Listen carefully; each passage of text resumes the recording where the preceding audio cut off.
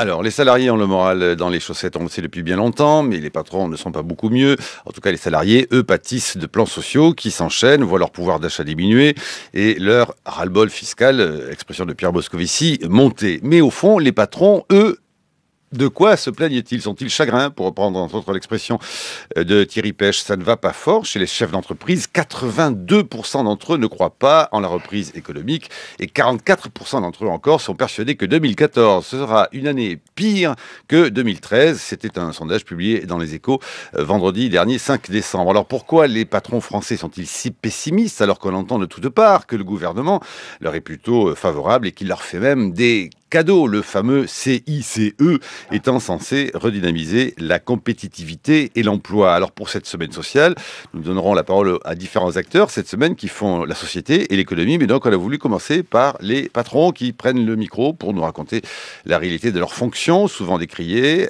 rarement analysées. Un patron donc, le fondateur de 3 lettres à succès, APC pour Atelier de Production et de Création, une entreprise française de vêtements et d'accessoires fondée en 1987, je ne me trompe pas, Non. et présente partout dans le monde, et vous en êtes le fondateur, Jean Twitou. Jean Twitou, êtes-vous, comme le disait Thierry Pêche, chagrin, et avez-vous éventuellement le moral dans les chaussettes? Non, j'ai pas du tout le moral dans mes chaussettes, je ne suis pas chagrin, je ne suis pas venu ici pour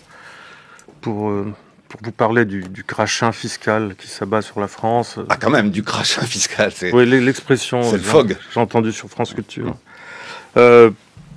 Non, je ne vais pas vous dire qu'on paye trop de charges, parce que je me suis dit que ça ne serait pas vraiment l'endroit. Je peux même vous dire que je suis socialiste, si on peut stretcher l'histoire. Ça ne me dérange pas. Enfin, plutôt mendésiste, d'ailleurs, que socialiste Solferino, si vous voulez. J'ai envie de prendre la chose d'un tout petit peu haut, mais je ne vais pas rester haut longtemps parce que je sens que... Ah, mais ça tombe bien, sur France Culture, on peut y aller très haut. Non, mais... Alors... L'argent, cette putain commune à toute l'humanité. L'argent, cette putain commune à toute l'humanité. Phrase de Karl Marx. On est encore là-dedans.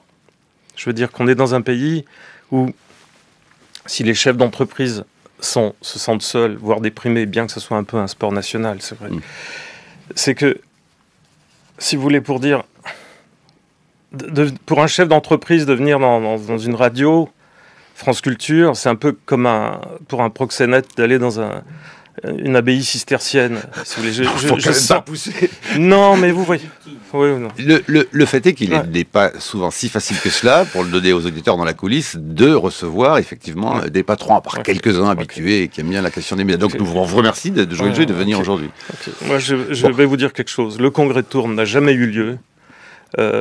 Tout le monde est contre l'argent. Je veux dire, il n'y a pas eu révolutionnaires et sociodémocrates. Même les sociodémocrates, il y a toujours qui plane sur la pensée française ce truc de Jules Guesde de la Révolution. Donc si on se met d'accord pour verbaliser la chose, pour dire on est dans ce type d'économie, et le moyen de faire marcher cette économie, c'est l'argent.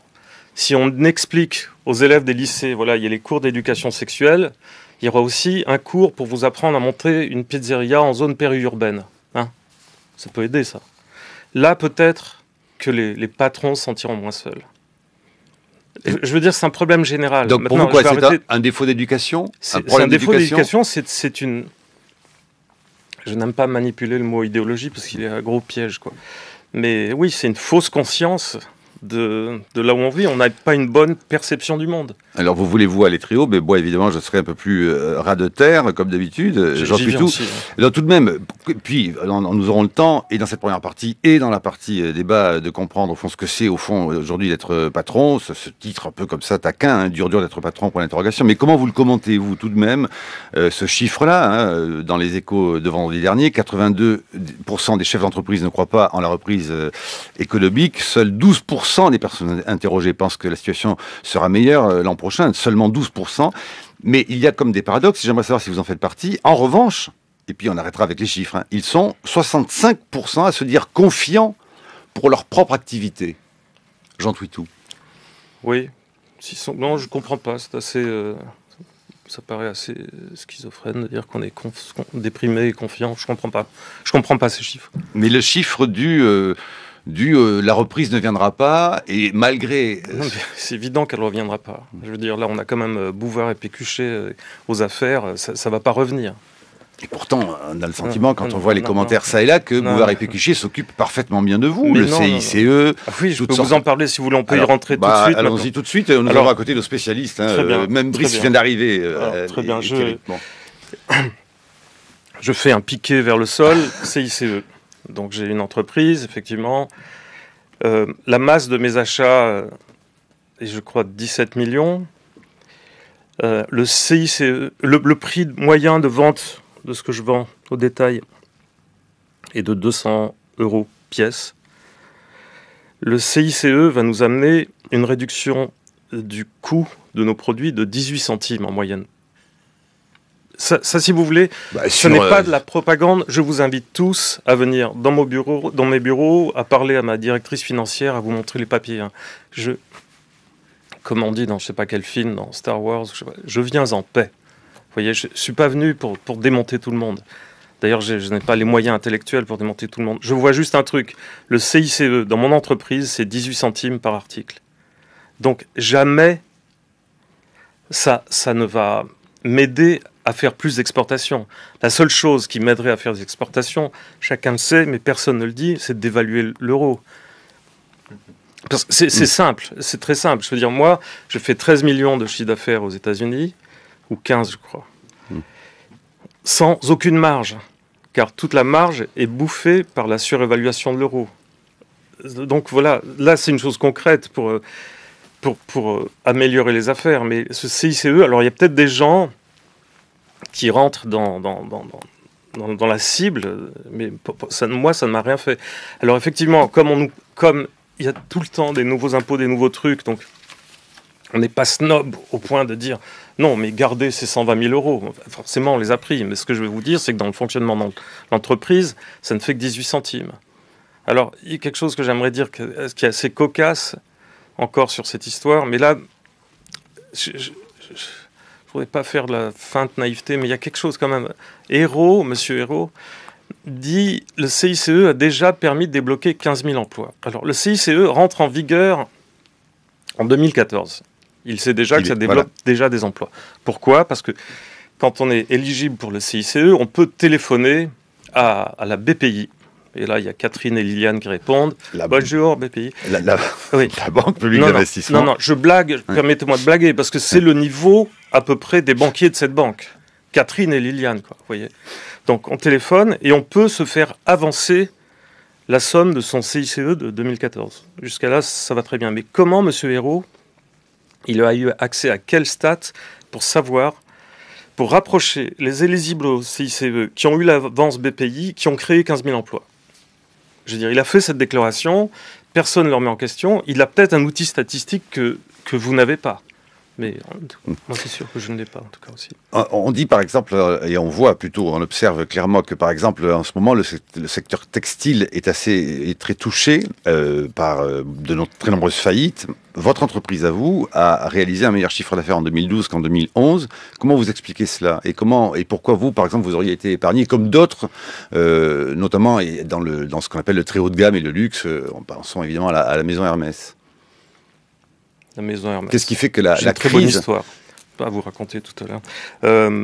Qu'est-ce qui fait que la crise en touche certains et pas d'autres ? Eh bien, la crise ne touche pas ceux qui acceptent de mourir et de revivre après. C'est tout. Il faut se remettre en question, chercher partout. Quand il y a plus... Nous, on a continué à produire en France jusqu'à ce qu'il n'y ait plus d'usines, pratiquement. Ensuite, on a été produire ailleurs, évidemment, avec les mêmes matières premières. Il m'a semblé voir des étiquettes Made in China tout de même sur certains vêtements. Je viens de vous le dire, on produit ailleurs. Bon. Enfin, je supporte pas bien les Chinois et je déteste. Vous brouillez pas tout de même avec vos Chinois. Oh non, mais ça va. Là, non, il y a une propension à voler chez les façonniers chinois et je pourrais en fournir des preuves. C'est-à-dire qu'on envoie des matériaux, ils en prennent 10% et ça va sur un marché gris. C'est simple, il faut faire ailleurs parce que sinon votre produit n'est pas vendable. Il est vendable, mais avec la moitié de sa marge. Et là aussi, je vous invite à venir constater mes comptes. J'ai fait récemment une collection de robes assez chic avec Vanessa Seward. J'ai utilisé des tissus de Lyon. pour ensuite m'apercevoir que les Lyonnais, d'ailleurs, sous-traitaient en Italie, qui eux-mêmes sous-traitaient en Corée pour l'imprimer, mais enfin, on va dire tissu lyonnais. Et j'ai eu envie de... une sorte de coquetterie, je sais pas. Je me suis dit, tiens, on va faire tout made in France. C'est très simple, enfin, je le savais sur le papier, mais je voulais juste le vérifier. Il y a eu zéro profit. Il y avait zéro marge. Donc, quand M. Montebourg dit produire en France, oui, je peux produire cette chemise en France. Une marque concurrente, néanmoins amie, comme des garçons, produit la même chemise, elle coûte 280 € si elle est produite en France. Et moi, je la trouve déjà assez chère chez un façonnier vendéen établi à Bizerte, en Tunisie. Elle me revient à un certain prix qui fait que je la vends à 140. Et en plus, j'ai pas des marges abominables. D'ailleurs, les banquiers se moquent de moi parce qu'ils trouvent que je gagne pas assez d'argent, vous voyez. Donc, on en était où? Pourquoi est-ce qu'on produit... oui, on est forcé de produire à l'étranger. Qu'est-ce qui fait que, oui, l'étranger, et que vous supportez tout de même pas trop mal la crise? Non, je supporte tout à fait bien la crise. Je crois qu'on est en augmentation consolidée de 10%. Mais je crois qu'on est quand même en recul de 3% sur la France, à position semblable, quoi. C'est pas terrible, hein, la France.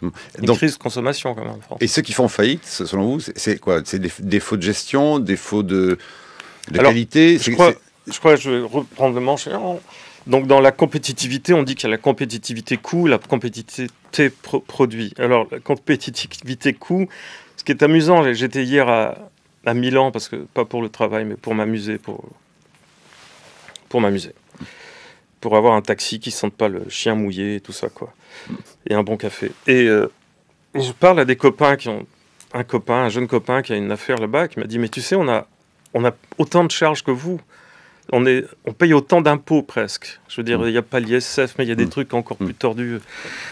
Et je lui dis, mais qu'est-ce qui fait que vous en sortez? Il me dit, non, mais on ne s'en sort pas complètement bien non plus. On a été assassinés parce qu'ils appellent les spreads là-bas, le taux auquel ils empruntent l'argent. D'ailleurs, je ne sais pas par quel miracle ça ne nous est pas tombé dessus en France. Le jour où ça tombe sur la France, on va rigoler. Mais il y a une chose en Italie, si vous voulez, je ne sais pas comment vous dire. Les gens sont fiers de leurs produits, ils sont fiers de leur société, il y a partout en Italie, vous prenez une bretelle d'autoroute, il y aura toujours un type qui va bricoler un truc, qui va fabriquer quelque chose. Moi, j'ai un bateau. Quand je me brosse les dents dans mon bateau, je regarde toujours l'évier en inox.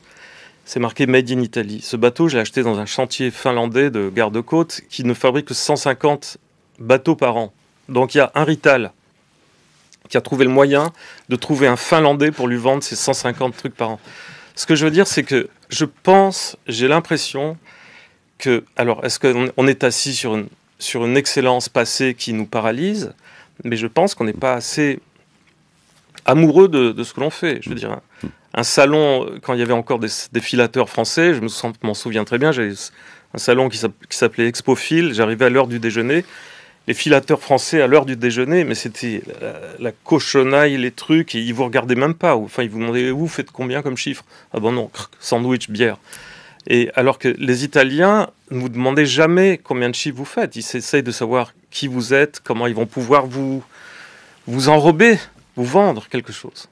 Alors je pense que, si vous voulez, il y a la mentalité et il y a la paralysie, parce que tout coûte trop cher à faire, c'est vrai. Mais une fois que ça, on a la chance de pouvoir contourner cette difficulté, il faut bien qu'il y ait une difficulté quelque part quand même. Ensuite, il y a cette mentalité du non, ça ne va pas être possible. Là.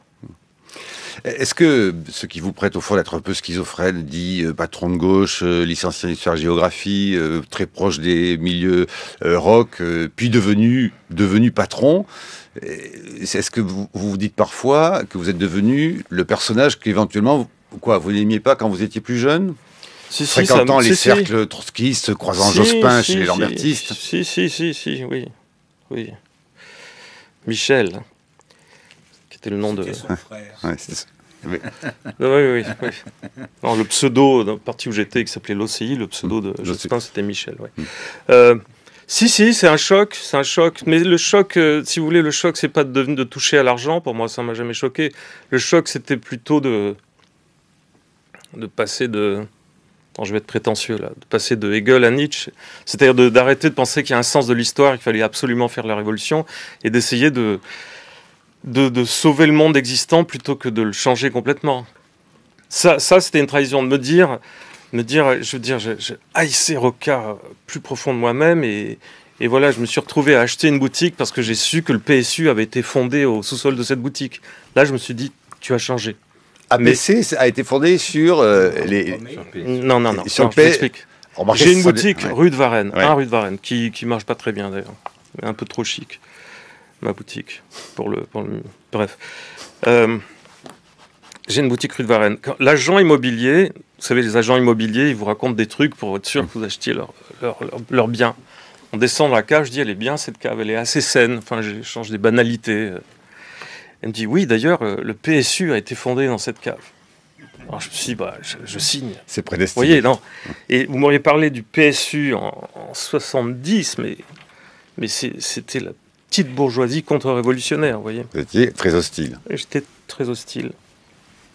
J'ai eu la chance, j'ai eu l'extrême chance de rencontrer Pierre Mendès France mais pendant un quart d'heure. Hein. Et j'ai un peu compris, là aussi, la vie économique.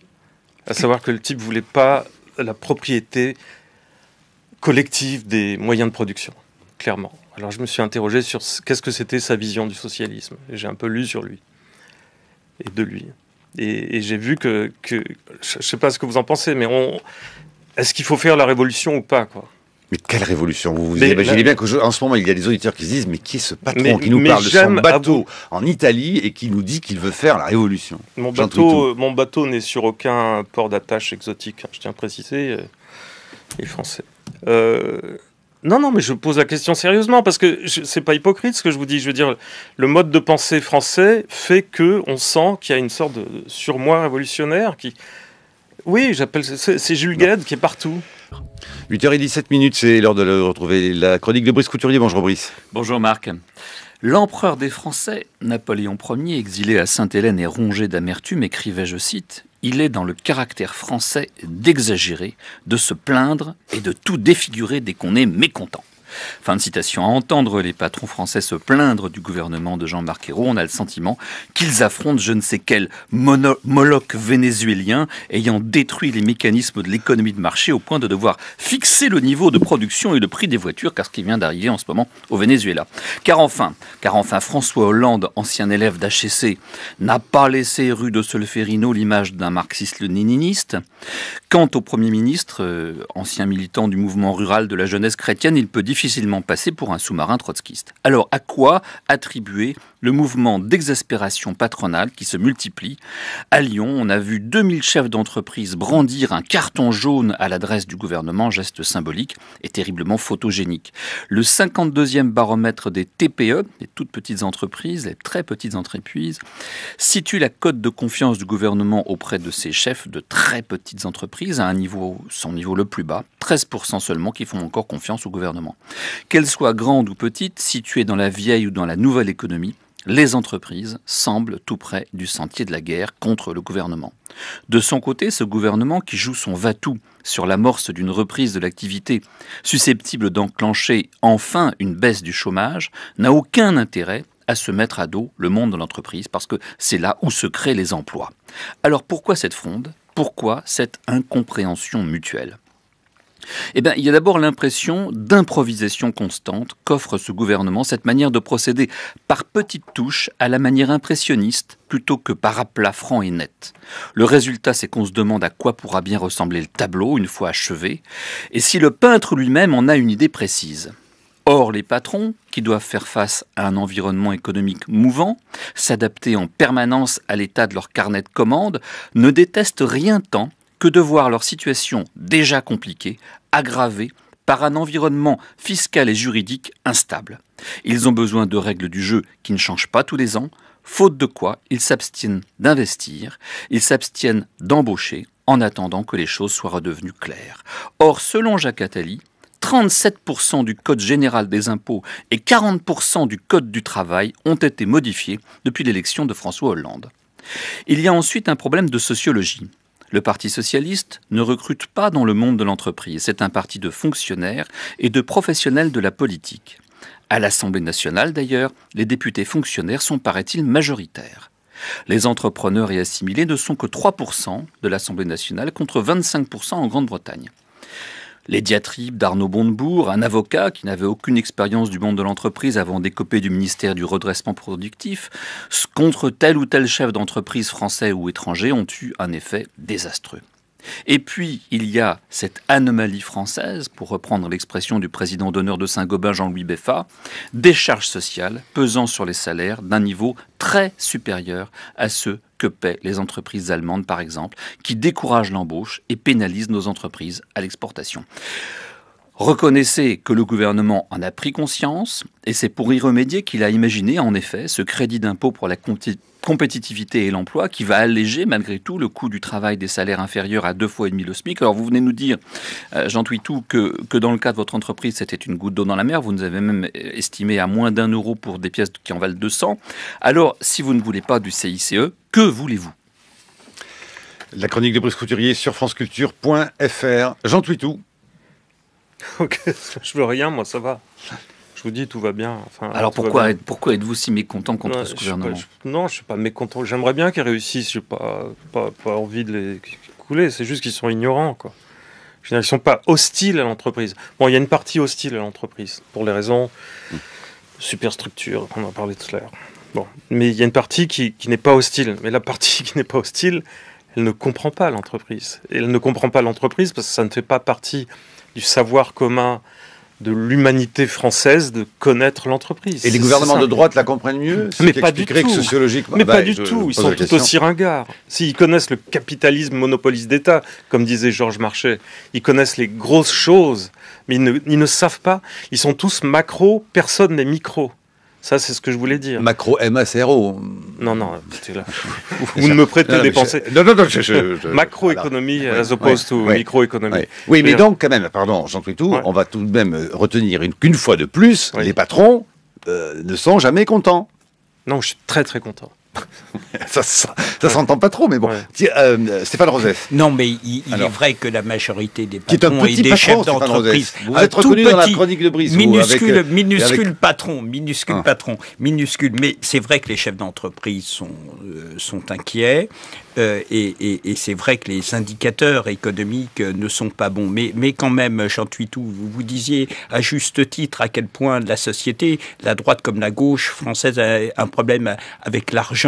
Comme si l'argent chez nous ne pouvait pas être, comme aux États-Unis, dans les pays anglo-saxons, une finalité, mais un moyen. Car quand même, les Français aiment spontanément le travail bien fait. Il y a un rapport au métier. Il y a tout un tas de talents dans notre pays. Mais est-ce que vous ne pouvez pas reconnaître au gouvernement, effectivement, face à cette panne globale de projection de notre pays dans l'avenir, que la remise à plat fiscale, est-ce que ce ne serait pas une occasion, au travers de la contribution de chacun à la compétitivité ou à la justice, débat justement, est-ce que ce n'est pas un moyen de remettre les choses à plat pour se dire, finalement, au total, cette fiscalité, à quoi sert-elle et que voulons-nous pour notre pays ? Jean Twitou. Oui, ils peuvent mettre à plat tout ce qu'ils veulent, mais le problème, c'est la répartition. Je vous dis encore une fois, je suis pour l'impôt. Je suis pour un impôt lourd. Allons-y, payons.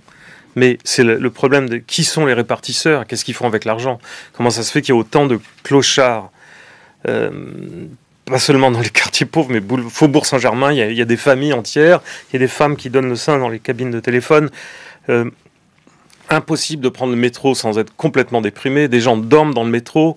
Il y a quelque chose qui ne va pas avec l'argent qu'on donne. Donc, il est mal réparti. On est bien d'accord, vous ne vous dites pas je paie trop d'impôts, ou ras-le-bol vous n'êtes pas sur le ras-le-bol fiscal, vous êtes plutôt content de les payer, mais vous vous demandez à quoi ils servent. C'est tout far of a stretch, mais oui, content, non, mais je suis d'accord pour les payer. Voilà. Thierry Pêche.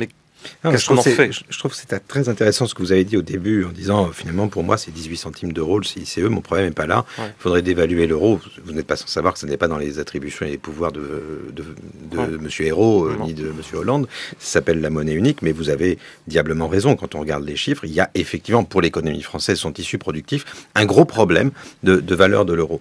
Mais c'est pas ce problème ne se pose pas aux industriels allemands. Si, mais justement dans l'autre sens. Si l'Allemagne sortait de l'euro, sa monnaie s'apprécierait beaucoup. Les Allemands ont une compétitivité monétaire du fait de l'euro. Mais je crois que vous leur dire, il doit pouvoir, vous leur pensez que les produits allemands sont peut-être meilleurs. Qui Brice Couturier. Oui. Sûrement. Moi, j'ai du mal à comprendre pourquoi il y a un problème. Pourquoi il y a un problème de surévaluation de l'euro, alors que les Allemands vendent dans la même monnaie et ils vendent aux Chinois. Bizarrement, nous, on n'y arrive pas, donc il y a quelque chose d'autre. Parce qu'ils maîtrisent la machine-outil mondiale et qu'ils ont les meilleures bagnoles. Et qu'en Californie, on achète une bagnole allemande. Vos vêtements sont de bonne qualité, donc l'euro n'est pas la question. Non, mais je vous ai dit que je ne gagnais pas d'argent. Donc, aux États-Unis, c'est qu'il y a une chose dans le bouillon. Aux États-Unis, oui. Alors, Thierry Pêche, vous avez été violemment interrompu par Brice Couturier. Par Brice, comme d'habitude. Alors, une fois n'est pas coutume, je peux rejoindre Brice sur une partie de ce qu'il a dit. Mais surtout, le problème, c'est sa vocation de la culture française qui n'aimerait pas l'entreprise, etc. Moi, j'ai une autre impression, je vous la suggère, et vous me dites ce que vous en pensez. Je vois énormément de jeunes entrepreneurs qui ont plein de projets. Quand on regarde les statistiques de création d'entreprises, c'est vrai qu'il y a beaucoup d'auto-entrepreneurs là-dedans, mais elles sont considérables. Oui. Il y a une énergie dans ce pays qu'on ne nomme pas assez souvent. J'ai plutôt l'impression que c'est dans, je dirais, les élites médiatiques, politiques, sans leur jeter la pierre, parce que ça peut vite avoir un fumet populiste désagréable, mais qu'il y a effectivement un manque de culture de l'entreprise et que les gens qui la connaissent, comme quelques-uns ici, se disent que parfois, effectivement, ils n'ont pas fait assez de microéconomie. C'est pas plutôt ça le problème? Oui, c'est vrai qu'il y a dans la jeunesse française une appétence au projet. Je veux dire, il y a beaucoup de projets qui se montent. Quand ils se montent quand même et quand les projets ont 2 ou 3 ans, et moi j'ai beaucoup de prestataires de services dans les médias, des trucs comme ça, qui ont monté leur boîte, qui me font leurs factures, attaché de presse, machin, et qui disent tous la même chose. On ne peut pas vivre. On ne peut pas vivre. On a fait une très bonne année, mais on ne va pas distribuer de bénéfices, parce qu'on va toucher encore moins que ce qu'on avait en travaillant moins, quoi. C'est un peu ça. Je ne dis pas que le français est mauvais, qui fait que des mauvaises choses. Il y a beaucoup de gens qui veulent faire des choses. C'est juste très, très difficile, même une fois qu'on est arrivé à monter son projet, quand on est en face du crachat fiscal et quand on est en face de toutes les difficultés administratives, c'est difficile de tenir. C'est ça que je pense avoir survécu, là, si vous voulez. Mais honnêtement, pardon, le crachat fiscal vous concernant, si le CICE ne vous rapporte que 18 centimes d'euros, c'est que votre masse salariale n'est pas très élevée. Oui, et donc les problèmes de charges sociales, tout ça, c'est pas tellement votre problème principal. Ma masse salariale est très élevée. Il se trouve que je paye les gens plus que 2 SMIC et demi. Non, mais le CICE, il est proportionnel à la masse salariale. Oui, à la masse salariale. Vous avez lâché 120 000 euros, c'est que votre masse salariale n'est pas très élevée. Mais non, mais vous ne comprenez pas, pardon. Non, je pense que vous êtes plus cultivé que moi en économie, mais la masse salariale, le CICE, l'assiette du CICE, c'est les salaires inférieurs à 2 SMIC et demi. Exact, c'est vrai. Donc voilà, j'ai des emplois très qualifiés. D'accord. Pardonnez-moi. C'est un des problèmes du CICE qu'il faut souligner. Alors, moi, je suis assez remonté contre le CICE. Parce que regardez ce qui se passe. Maintenant, on voit les résultats concrets, effectivement. Qui sont les bénéficiaires du CICE? C'est la grande distribution et la poste. C'est-à-dire des gens qui ne peuvent pas délocaliser par définition. Or, le CICE a été conçu dans l'esprit du gouvernement pour empêcher les délocalisations, pour inciter les industriels à rester sur place. Or, ça ne les incite pas. Visiblement, c'est un échec. Donc, il faudrait réviser le CICE en fonction des besoins de l'industrie française pour lui permettre de rester sur place. Est-ce qu'on peut quand même, pardon, à ce stade-là, moi, je voudrais faire un petit encadré pour savoir, peut-être avec vous, Thierry Pêche, si le CICE ne profite pas à Jean Twitou, tout de même, est-ce qu'il profite à d'autres? Est-ce que on n'est pas au fond là, quand même, sur une question de taille d'entreprise? Est-ce qu'en France, quand on parle des patrons et des entreprises, on se mélange pas un peu les pinceaux entre la taille, tout simplement, des entreprises qui ont des... Et du coup, des manières de fonctionner de façon très différente. Une très petite entreprise n'est pas une PME, qui n'est pas à la fois alors une énorme entreprise. Non, c'est pas ça. C'est pas ça qui fait la différence. La différence, c'est ce qui vient d'être dit, c'est le calibrage de la mesure qui est entre 0 et 2,5 SMIC. C'est à cette tranche de la masse salariale que ça profite. Et du coup, c'est vrai que c'est pas calibré pour profiter d'abord aux entreprises industrielles. Pour ça, il aurait fallu mettre la mesure entre 1,5 et 3,5, c'est ce que proposait Gallois. Et bon, donc on a fait un autre choix, qui est un choix plus tapis de bombe, mais aussi plus évasif. Brice Couturier. Allez, passons à autre chose. Il y a des patrons de gauche, il y en a plusieurs, et je veux citer Olivier Mathieu, qui vient de publier un bouquin chez Plon qui est très bien, qui s'appelle La gauche a mal à son entreprise. C'est le cofondateur de Price Minister, et puis c'était le porte-parole du mouvement des pigeons. Alors ce qui est assez fascinant, c'est que les patrons n'arrêtent pas de se plaindre, je le dis, je me faisais l'écho moi-même en disant que l'Assemblée nationale et le Parti socialiste au pouvoir sont des partis de fonctionnaires, mais eux-mêmes ne s'engagent jamais en politique. Alors justement, quand il y en a un ou deux de temps en temps qui dit, comme vous, qu'il a des idées de gauche, mais pourquoi ne faites-vous pas de politique? politique. Vous seriez mieux entendu si vous vous impliquiez dans la vie politique. Mais on a l'impression que le monde de l'entreprise et le monde politique en France sont absolument étanches. Voilà, Jean Twitou, fort Écoutez, président. monsieur, j'ai fait mon service militaire, j'ai été militant pendant 6 ans, j'ai laissé 6 années de ma jeunesse, ça m'a fait découvrir entre autres des philosophes que j'aurais jamais dû lire parce que ça m'a rien amené. Pardonnez-moi, non ça va, j'ai donné là. Je sais très bien que le monde politique c'est des professionnels, c'est comme des requins de studio dans la musique, c'est des gens avec qui on peut pas parler. C'est des gens qui parlent... Dans les pays anglo-saxons, il y a des tas d'industriels, des tas d'entrepreneurs qui sont mis à faire de la politique. Ouais, non, mais quand François Hollande parle, il parle une langue, ok, incompréhensible. Incompréhensible. Ok, Sarkozy parlait comme un charretier, Carla et moi c'est du sérieux. Mais Hollande, on ne comprend rien. Vous pouvez prendre ces phrases, les analyser, convoquer des grammatologues, vous ne comprendrez rien à ce qu'il dit. Je n'ai pas envie de participer à ce truc. C'est pour ma santé, pour des raisons de santé personnelle.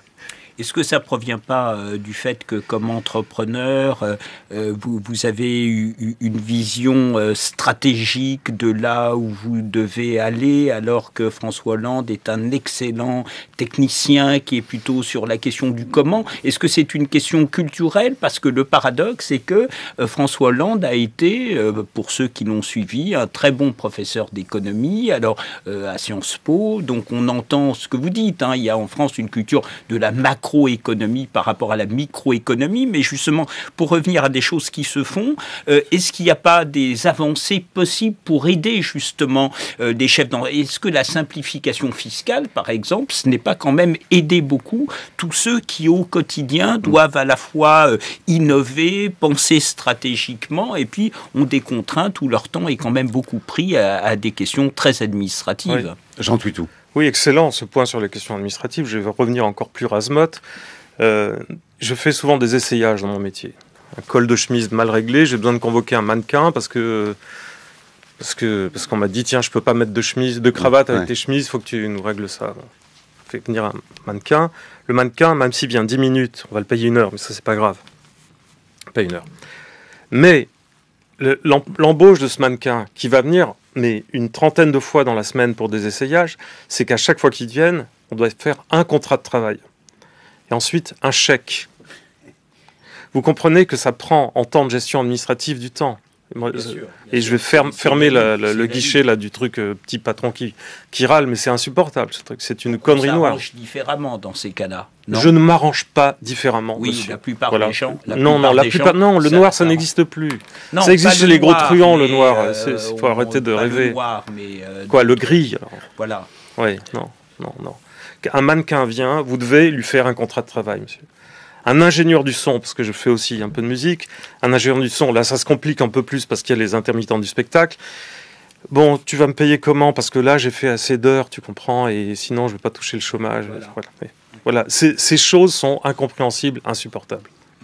Alors, vous disiez tout de même, Jean Twitou, qu'on ne comprend rien et quand même un spécialiste en grammatologie ne décrypterait pas les discours de François Hollande. Il a pourtant été très bien compris, le discours de François Hollande pendant la campagne électorale, quand il a dit notamment, et c'est partie des attentes des Français, quand il a dit « mon ennemi c'est la finance », et quand il a tout de même fait une campagne électorale basée sur justement une réforme fiscale et de se faire comprendre, et je crains fort qu'il ait quand même été compris à ce niveau-là, puisque les votes se sont reportés sur lui, Jean Twitou. Les votes sont reportés sur lui parce qu'on n'en pouvait plus. Je veux dire, Sarkozy nous a urtiqué et puis il fallait qu'on aille quelque part. Mais non, son ennemi, il ne sait pas ce que c'est la finance.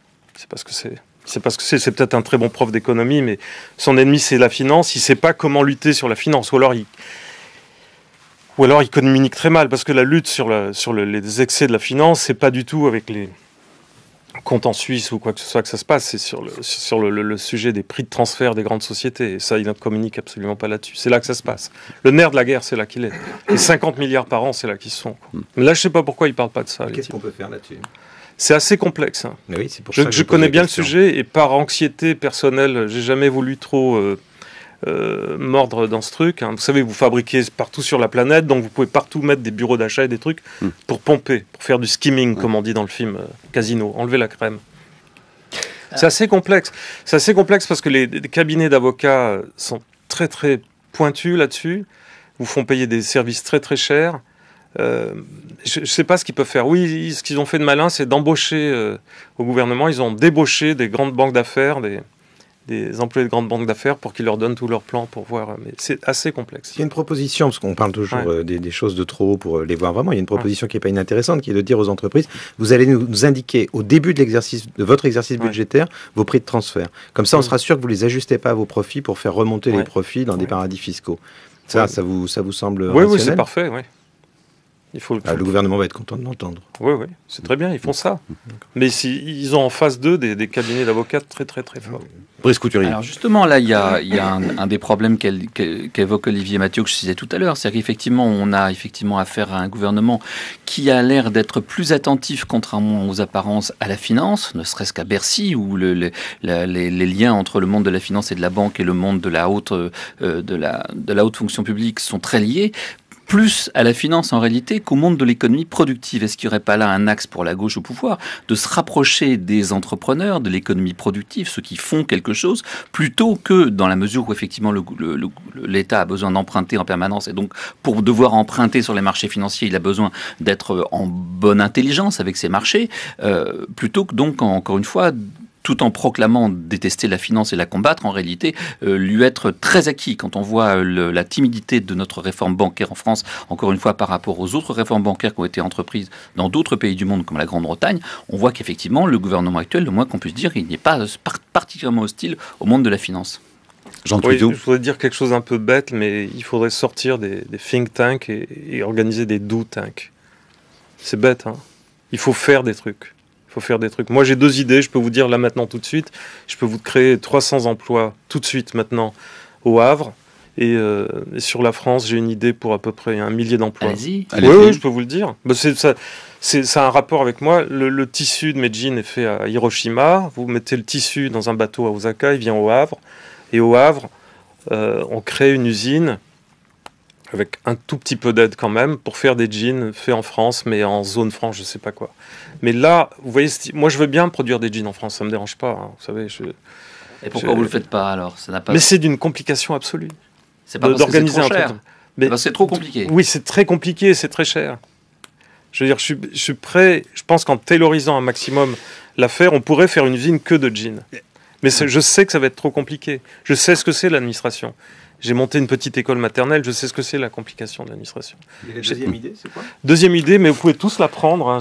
Qui veut gagner des millions, camarades, allons-y. Se tournant pour se camper l'image vers la technique, entre autres. Souvent, les bonnes idées, je sais pas, le rock'n'roll, le jazz, c'est venu d'Amérique, le blues aussi, au début. Il y a un truc à New York qui s'appelle... il y a une manière de faire des jus qui s'appelle... La technique s'appelle l'extraction. Ça n'est pas pressé.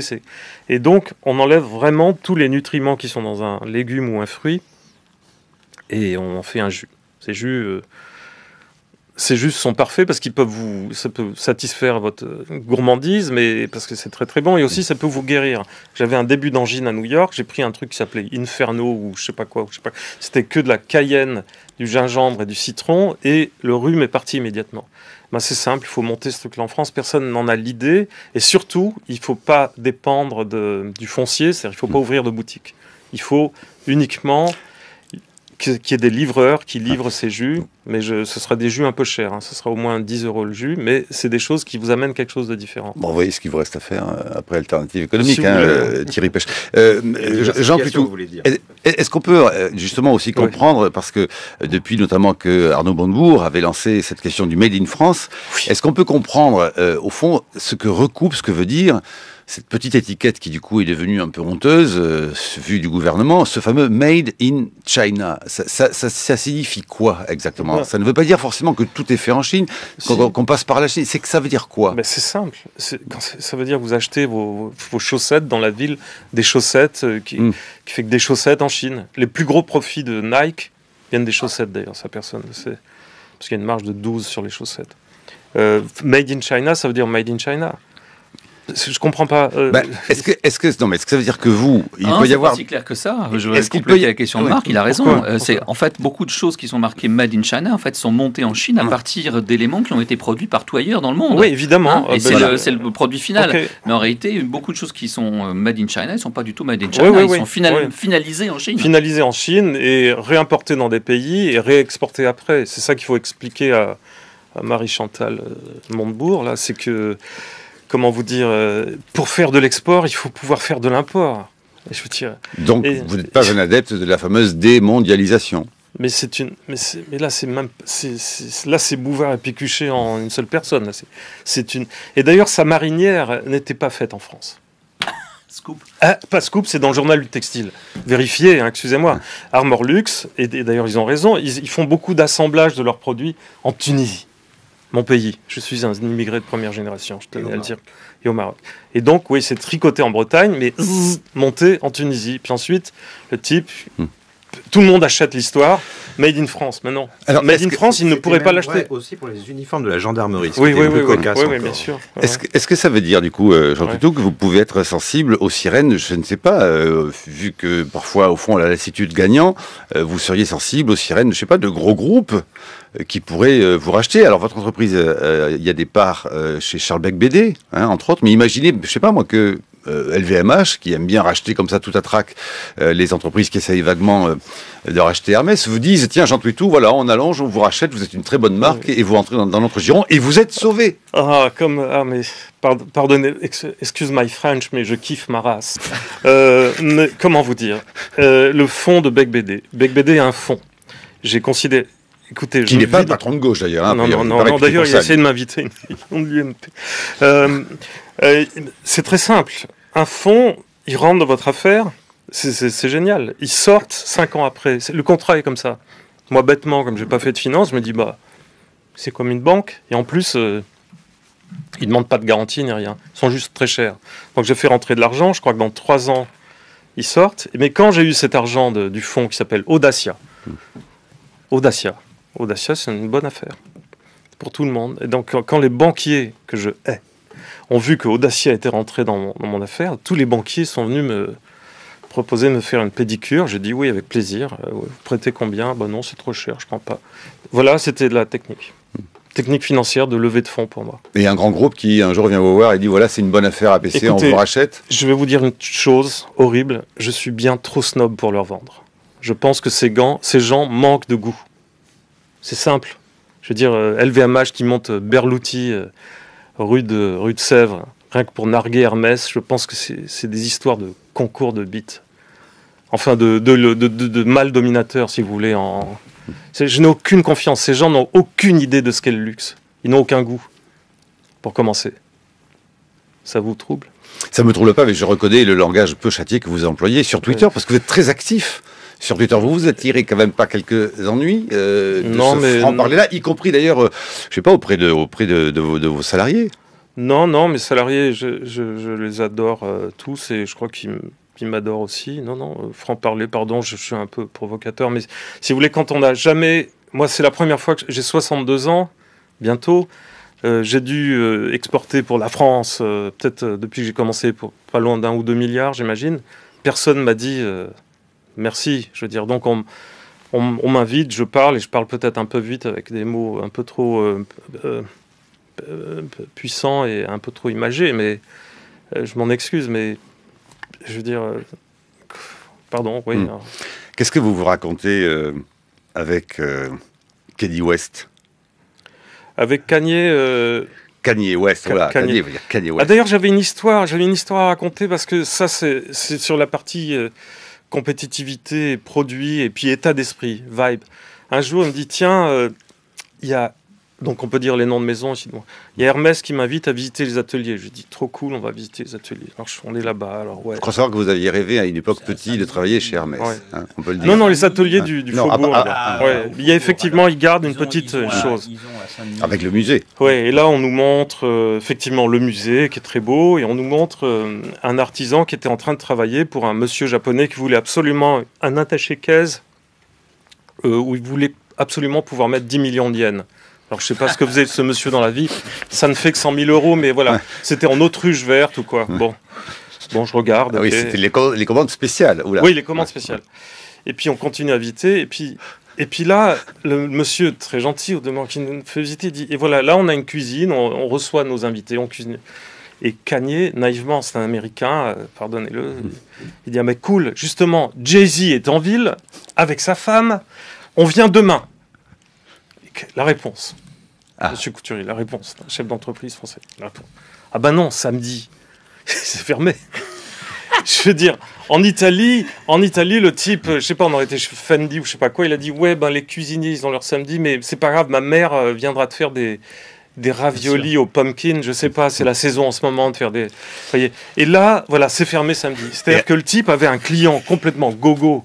Je veux dire, le Jay-Z, il allait lui laisser, je sais pas combien sur la table. Commande spéciale pour sa femme, il aurait frimé avec sa femme, mais non, c'est fermé le samedi, quoi. Mais en même temps, ça prouve au fond une colonne vertébrale droite, très structurée, qui ne cède pas aux sirènes, ni du bling-bling, ni...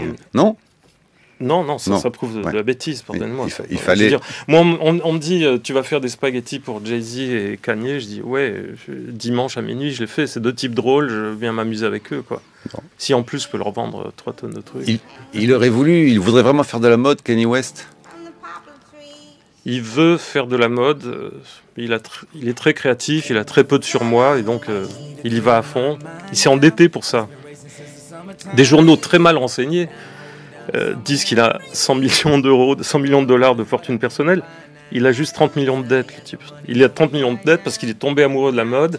Il a voulu lancer son projet dans la mode. Il ne sait absolument pas comment s'y prendre. J'ai essayé de le conseiller, j'ai assez peu réussi.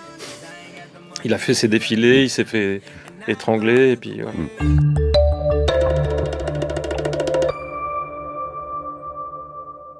Ouais. Pour rapprocher les éligibles au CICE qui ont eu l'avance BPI, qui ont créé 15 000 emplois. Je veux dire, il a fait cette déclaration, personne ne le remet en question, il a peut-être un outil statistique que vous n'avez pas.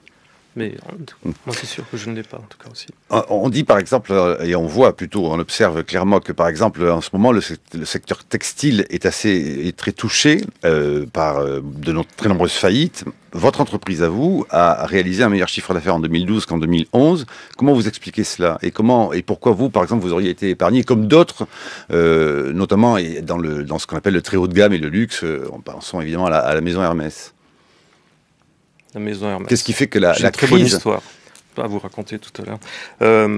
Qu'est-ce qui fait que la crise en touche certains et pas d'autres ? Eh bien, la crise ne touche pas ceux qui acceptent de mourir et de revivre après. C'est tout. Il faut se remettre en question, chercher partout.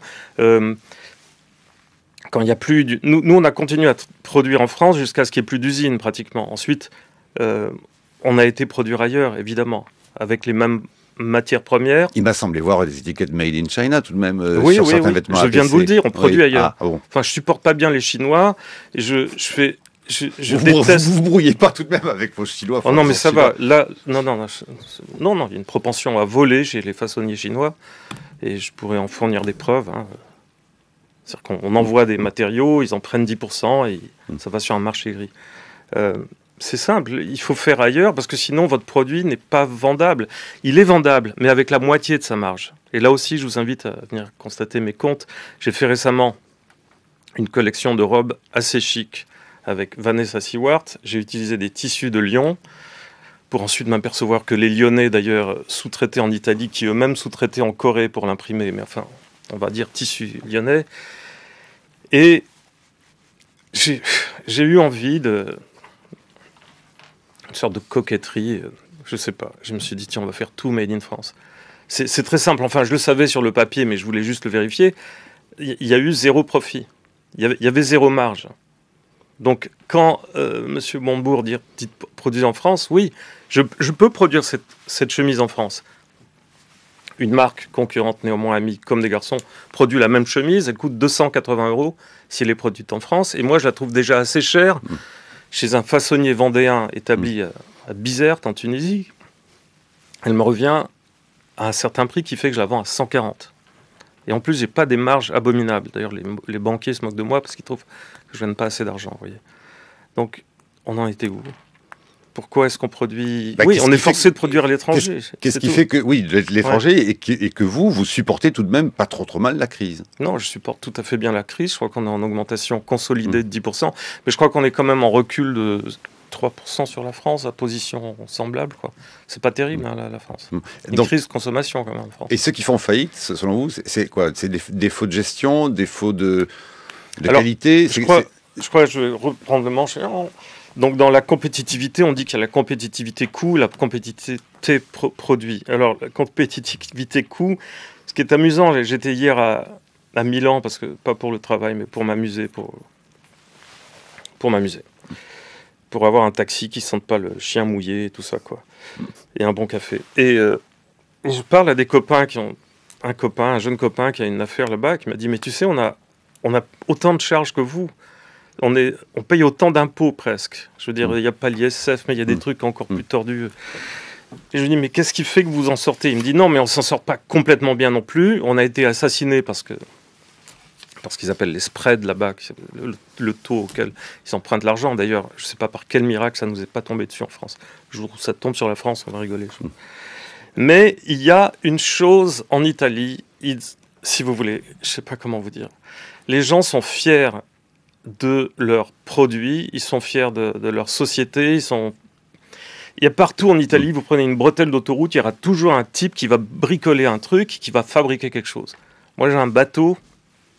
Quand je me brosse les dents dans mon bateau, je regarde toujours l'évier en inox. C'est marqué Made in Italy. Ce bateau, je l'ai acheté dans un chantier finlandais de garde-côte qui ne fabrique que 150 bateaux par an. Donc il y a un Rital qui a trouvé le moyen de trouver un Finlandais pour lui vendre ses 150 trucs par an. Ce que je veux dire, c'est que j'ai l'impression que... Alors, est-ce qu'on est assis sur une excellence passée qui nous paralyse? Mais je pense qu'on n'est pas assez amoureux de ce que l'on fait. Je veux dire, un salon, quand il y avait encore des filateurs français, je m'en souviens très bien, j'avais un salon qui s'appelait Expophile, j'arrivais à l'heure du déjeuner, les filateurs français à l'heure du déjeuner, mais c'était la cochonaille, les trucs, et ils vous regardaient même pas. Enfin, ils vous demandaient, vous faites combien comme chiffre? Ah bon non, sandwich, bière. Et alors que les Italiens ne vous demandaient jamais combien de chiffres vous faites. Ils essayent de savoir qui vous êtes, comment ils vont pouvoir vous enrober, vous vendre quelque chose. Alors je pense que, si vous voulez, il y a la mentalité et il y a la paralysie, parce que tout coûte trop cher à faire, c'est vrai. Mais une fois que on a la chance de pouvoir contourner cette difficulté, il faut bien qu'il y ait une difficulté quelque part quand même. Ensuite, il y a cette mentalité du non, ça ne va pas être possible là. Est-ce que ce qui vous prête au fond d'être un peu schizophrène, dit patron de gauche, licencié en histoire-géographie, très proche des milieux rock, puis devenu patron, est-ce que vous dites parfois que vous êtes devenu le personnage qu'éventuellement, vous n'aimiez pas quand vous étiez plus jeune, fréquentant les cercles trotskistes, croisant Jospin chez les lambertistes? Oui. Michel, qui était le nom de... son frère. Ouais, c'est ça. Oui. Non, le pseudo, dans le parti où j'étais, qui s'appelait l'OCI, le pseudo de Jospin, c'était Michel. Ouais. Si, c'est un choc. Mais le choc, si vous voulez, le choc, c'est pas de toucher à l'argent. Pour moi, ça m'a jamais choqué. Le choc, c'était plutôt de passer de... je vais être prétentieux là. De passer de Hegel à Nietzsche. C'est-à-dire d'arrêter de penser qu'il y a un sens de l'histoire, qu'il fallait absolument faire la révolution, et d'essayer de sauver le monde existant plutôt que de le changer complètement. Ça c'était une trahison de me dire, je veux dire, je haïssais Rocca plus profond de moi-même, et voilà, je me suis retrouvé à acheter une boutique parce que j'ai su que le PSU avait été fondé au sous-sol de cette boutique. Là, je me suis dit, tu as changé. APC a été fondé sur les... Non, je t'explique. J'ai une boutique rue de Varennes, rue de Varennes, qui marche pas très bien d'ailleurs, un peu trop chic. Ma boutique, bref. J'ai une boutique rue de Varennes. L'agent immobilier, vous savez, les agents immobiliers, ils vous racontent des trucs pour être sûr que vous achetiez leur bien. On descend dans la cave, je dis, elle est bien cette cave, elle est assez saine. Enfin, j'échange des banalités. Elle me dit, oui, d'ailleurs, le PSU a été fondé dans cette cave. Alors je me suis dit, je signe. C'est prédestiné. Vous voyez, non. Et vous m'auriez parlé du PSU en 70, mais c'était la petite bourgeoisie contre-révolutionnaire, vous voyez. Vous étiez très hostile. J'étais très hostile. J'ai eu la chance, j'ai eu l'extrême chance de rencontrer Pierre Mendès France mais pendant un quart d'heure. Hein. Et j'ai un peu compris là aussi la vie économique. À savoir que le type voulait pas la propriété collective des moyens de production, clairement. Alors je me suis interrogé.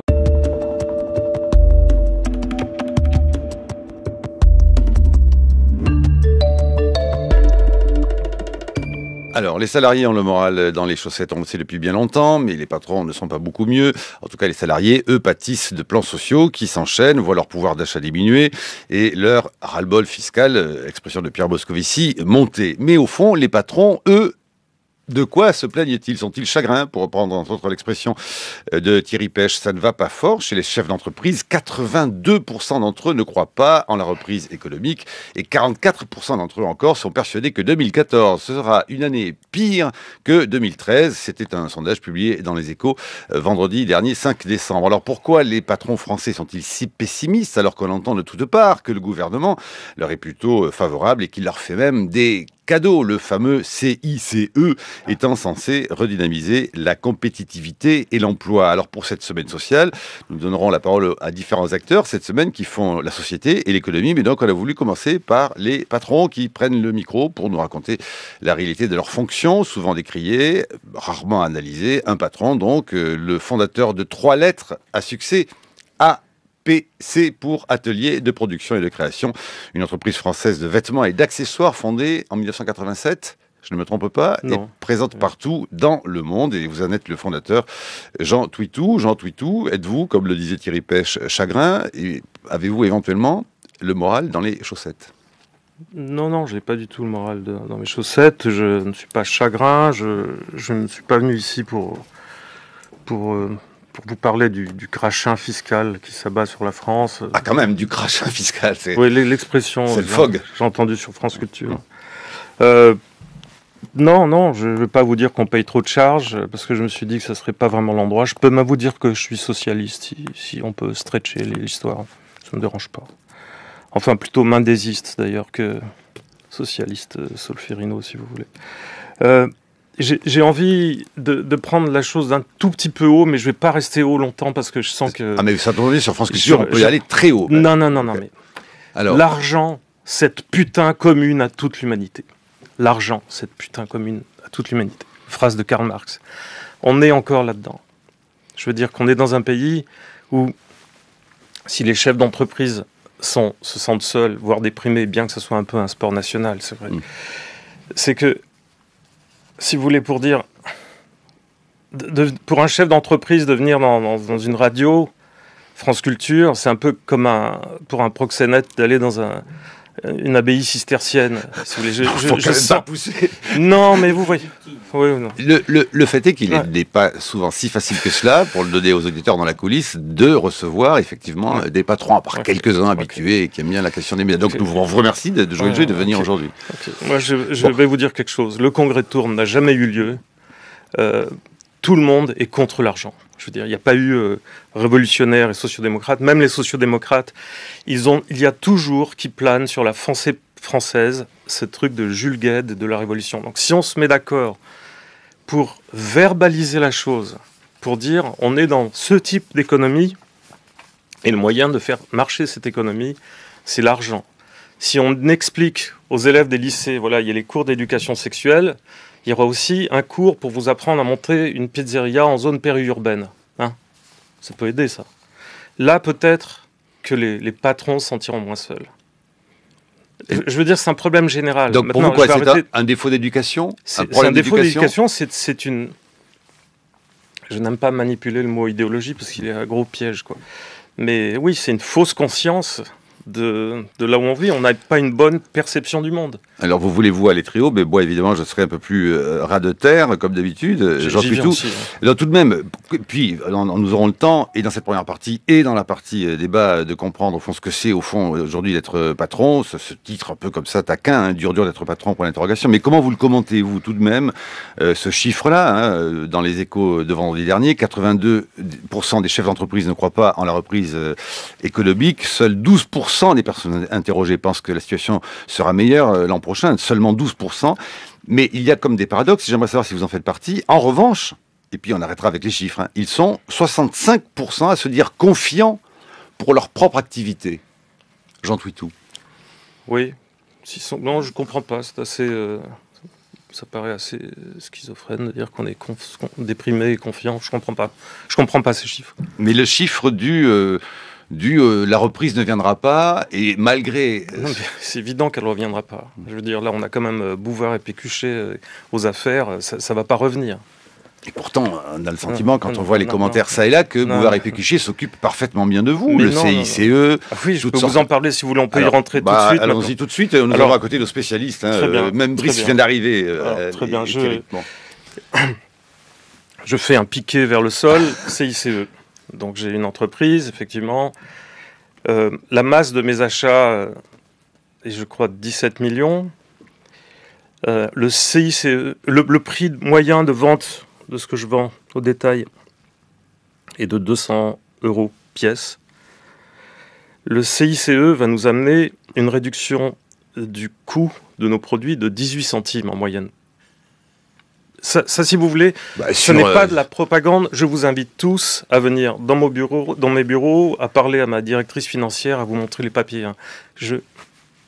Comme on dit dans je ne sais pas quel film, dans Star Wars, je viens en paix. Vous voyez, je ne suis pas venu pour démonter tout le monde. D'ailleurs, je n'ai pas les moyens intellectuels pour démonter tout le monde. Je vois juste un truc. Le CICE, dans mon entreprise, c'est 18 centimes par article. Donc, jamais ça ne va m'aider à faire plus d'exportations. La seule chose qui m'aiderait à faire des exportations, chacun le sait, mais personne ne le dit, c'est de dévaluer l'euro. C'est simple, c'est très simple. Je veux dire, moi, je fais 13 millions de chiffre d'affaires aux États-Unis, ou 15, je crois, sans aucune marge, car toute la marge est bouffée par la surévaluation de l'euro. Donc voilà, là, c'est une chose concrète pour améliorer les affaires. Mais ce CICE, alors il y a peut-être des gens qui rentrent dans la cible, mais moi, ça ne m'a rien fait. Alors effectivement, comme il y a tout le temps des nouveaux impôts, des nouveaux trucs, donc on n'est pas snob au point de dire non, mais gardez ces 120 000 €. Forcément, on les a pris. Mais ce que je vais vous dire, c'est que dans le fonctionnement de l'entreprise, ça ne fait que 18 centimes. Alors, il y a quelque chose que j'aimerais dire qui est assez cocasse encore sur cette histoire, mais là, je ne voudrais pas faire de la feinte naïveté, mais il y a quelque chose quand même. Monsieur Hérault, dit le CICE a déjà permis de débloquer 15 000 emplois. Alors, le CICE rentre en vigueur en 2014. Il sait déjà que ça développe déjà des emplois. Pourquoi ? Parce que quand on est éligible pour le CICE, on peut téléphoner à la BPI. Et là, il y a Catherine et Liliane qui répondent. Bonjour, BPI. La Banque publique d'investissement. Non, je blague. Permettez-moi de blaguer, parce que c'est le niveau à peu près des banquiers de cette banque. Catherine et Liliane, quoi, vous voyez. Donc, on téléphone et on peut se faire avancer la somme de son CICE de 2014. Jusqu'à là, ça va très bien. Mais comment, monsieur Hérault, il a eu accès à quelle stat pour savoir le noir? Il faut arrêter de rêver. Le noir, mais quoi, le gris alors. Voilà. Oui, non. Un mannequin vient, vous devez lui faire un contrat de travail, monsieur. Un ingénieur du son, parce que je fais aussi un peu de musique, un ingénieur du son, là ça se complique un peu plus parce qu'il y a les intermittents du spectacle. Bon, tu vas me payer comment? Parce que là j'ai fait assez d'heures, tu comprends, et sinon je ne vais pas toucher le chômage. Voilà. Ces choses sont incompréhensibles, insupportables. Alors, vous disiez tout de même, Jean Twitou, qu'on ne comprend rien et quand même un spécialiste en grammatologie ne décrypterait pas les discours de François Hollande. Il a pourtant été très bien compris, le discours de François Hollande pendant la campagne électorale, quand il a dit notamment, et ça faisait partie des attentes des Français, quand il a dit « mon ennemi c'est la finance », et quand il a tout de même fait une campagne électorale basée sur justement une réforme fiscale et de se faire comprendre, et je crains fort qu'il ait quand même été compris à ce niveau-là, puisque les votes se sont reportés sur lui, Jean Twitou. Les votes sont reportés sur lui parce qu'on n'en pouvait plus. Je veux dire, Sarkozy nous a urtiqué et puis il fallait qu'on aille quelque part. Mais non, son ennemi, il ne sait pas ce que c'est la finance. Il ne sait pas ce que c'est. C'est peut-être un très bon prof d'économie, mais son ennemi c'est la finance. Il ne sait pas comment lutter sur la finance. Ou alors il communique très mal, parce que la lutte sur les excès de la finance, c'est pas du tout avec les comptes en Suisse ou quoi que ce soit que ça se passe, c'est sur le sujet des prix de transfert des grandes sociétés. Et ça, il ne communique absolument pas là-dessus. C'est là que ça se passe. Le nerf de la guerre, c'est là qu'il est. Les 50 milliards par an, c'est là qu'ils sont. Mais là, je ne sais pas pourquoi il ne parle pas de ça. Qu'est-ce qu'on peut faire là-dessus ? C'est assez complexe. Hein. Oui, c'est pour ça que je connais bien le sujet, et par anxiété personnelle, j'ai jamais voulu trop mordre dans ce truc. Hein. Vous savez, vous fabriquez partout sur la planète, donc vous pouvez partout mettre des bureaux d'achat et des trucs pour pomper, pour faire du skimming, comme on dit dans le film Casino, enlever la crème. C'est assez complexe. C'est assez complexe parce que les cabinets d'avocats sont très très pointus là-dessus, vous font payer des services très très chers. Je ne sais pas ce qu'ils peuvent faire. Oui, ce qu'ils ont fait de malin, c'est d'embaucher au gouvernement. Ils ont débauché des grandes banques d'affaires, des employés de grandes banques d'affaires pour qu'ils leur donnent tous leurs plans pour voir. Mais c'est assez complexe. Il y a une proposition, parce qu'on parle toujours des choses de trop haut pour les voir vraiment. Il y a une proposition qui n'est pas inintéressante, qui est de dire aux entreprises, vous allez nous indiquer au début de votre exercice budgétaire vos prix de transfert. Comme ça, on sera sûr que vous ne les ajustez pas à vos profits pour faire remonter les profits dans des paradis fiscaux. Ça vous semble rationnel ? Oui, c'est parfait, oui. Le gouvernement va être content de l'entendre. Oui, c'est très bien, ils font ça. Mais ils ont en face d'eux des cabinets d'avocats très, très, très forts. Brice Couturier. Alors justement, là, il y a un des problèmes qu'évoque Olivier Mathieu, que je disais tout à l'heure, c'est qu'effectivement, on a effectivement affaire à un gouvernement qui a l'air d'être plus attentif, contrairement aux apparences, à la finance, ne serait-ce qu'à Bercy, où les liens entre le monde de la finance et de la banque et le monde de la haute fonction publique sont très liés. Plus à la finance en réalité qu'au monde de l'économie productive. Est-ce qu'il n'y aurait pas là un axe pour la gauche au pouvoir de se rapprocher des entrepreneurs, de l'économie productive, ceux qui font quelque chose, plutôt que dans la mesure où effectivement l'État a besoin d'emprunter en permanence et donc pour devoir emprunter sur les marchés financiers, il a besoin d'être en bonne intelligence avec ses marchés, plutôt que donc encore une fois tout en proclamant détester la finance et la combattre, en réalité, lui être très acquis. Quand on voit la timidité de notre réforme bancaire en France, encore une fois par rapport aux autres réformes bancaires qui ont été entreprises dans d'autres pays du monde, comme la Grande-Bretagne, on voit qu'effectivement, le gouvernement actuel, le moins qu'on puisse dire, il n'est pas particulièrement hostile au monde de la finance.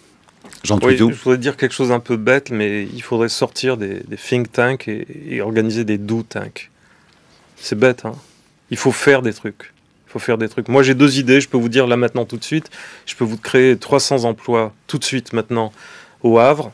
Et sur la France, j'ai une idée pour à peu près 1 millier d'emplois. Allez-y. Oui, je peux vous le dire. Ça a un rapport avec moi. Le tissu de mes jeans est fait à Hiroshima. Vous mettez le tissu dans un bateau à Osaka, il vient au Havre.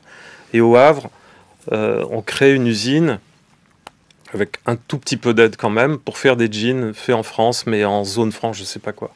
Mais là, vous voyez, moi je veux bien produire des jeans en France, ça me dérange pas, hein, vous savez. Et pourquoi vous le faites pas alors? Ça n'a pas... Mais c'est d'une complication absolue. C'est pas parce que c'est trop cher.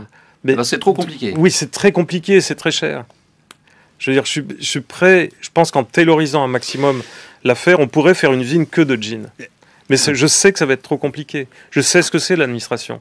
J'ai monté une petite école maternelle, je sais ce que c'est la complication de l'administration. Et la deuxième idée, c'est quoi? Deuxième idée, mais vous pouvez tous la prendre. Hein.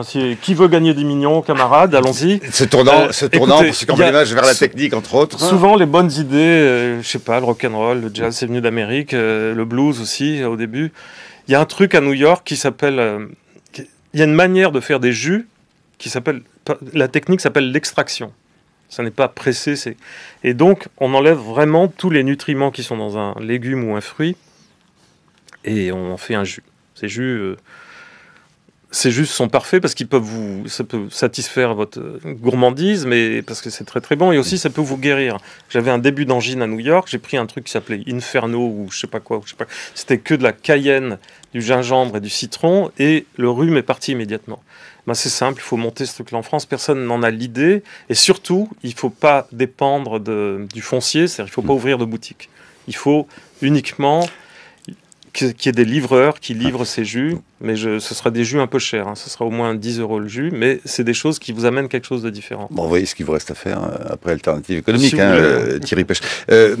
Jean Plutôt, est-ce qu'on peut justement aussi comprendre, parce que depuis notamment que Arnaud Montebourg avait lancé cette question du Made in France, est-ce qu'on peut comprendre au fond ce que veut dire cette petite étiquette qui du coup est devenue un peu honteuse, vue du gouvernement, ce fameux Made in China, ça signifie quoi exactement? Ça ne veut pas dire forcément que tout est fait en Chine, qu'on passe par la Chine, c'est que ça veut dire quoi? Ben c'est simple, ça veut dire que vous achetez vos chaussettes dans la ville des chaussettes, qui fait que des chaussettes en Chine. Les plus gros profits de Nike viennent des chaussettes d'ailleurs, ça personne ne sait, parce qu'il y a une marge de 12 sur les chaussettes. Made in China, ça veut dire Made in China. Je comprends pas. Est-ce que ça veut dire que il peut y avoir... C'est pas si clair que ça. Je vais compléter la question de Marc, il a raison. C'est en fait beaucoup de choses qui sont marquées Made in China en fait sont montées en Chine à partir d'éléments qui ont été produits partout ailleurs dans le monde. Oui, évidemment. Et c'est le produit final. Okay. Mais en réalité, beaucoup de choses qui sont Made in China, ils ne sont pas du tout Made in China. Ils sont finalisés en Chine. Finalisés en Chine et réimportés dans des pays et réexportés après. C'est ça qu'il faut expliquer à Marie-Chantal Montebourg. Là, c'est que comment vous dire, pour faire de l'export, il faut pouvoir faire de l'import.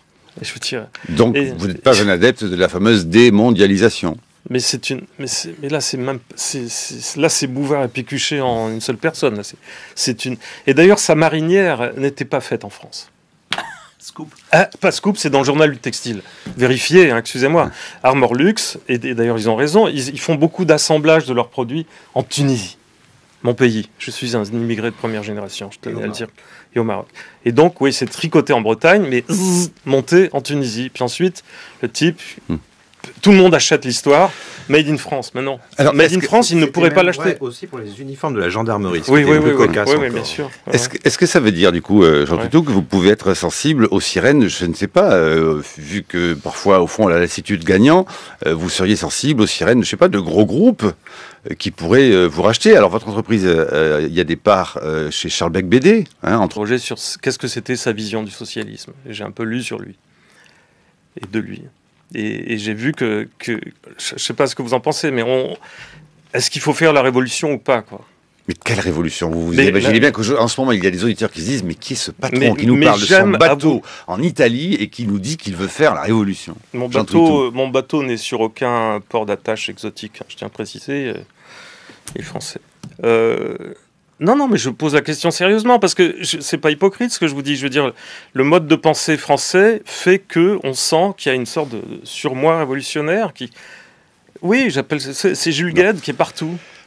8h17, c'est l'heure de retrouver la chronique de Brice Couturier. Bonjour Brice. Bonjour Marc. L'empereur des Français, Napoléon Ier, exilé à Sainte-Hélène et rongé d'amertume, écrivait, je cite, « Il est dans le caractère français d'exagérer, de se plaindre et de tout défigurer dès qu'on est mécontent. » Fin de citation. À entendre les patrons français se plaindre du gouvernement de Jean-Marc Ayrault, on a le sentiment qu'ils affrontent je ne sais quel Moloch vénézuélien ayant détruit les mécanismes de l'économie de marché au point de devoir fixer le niveau de production et le prix des voitures, car ce qui vient d'arriver en ce moment au Venezuela.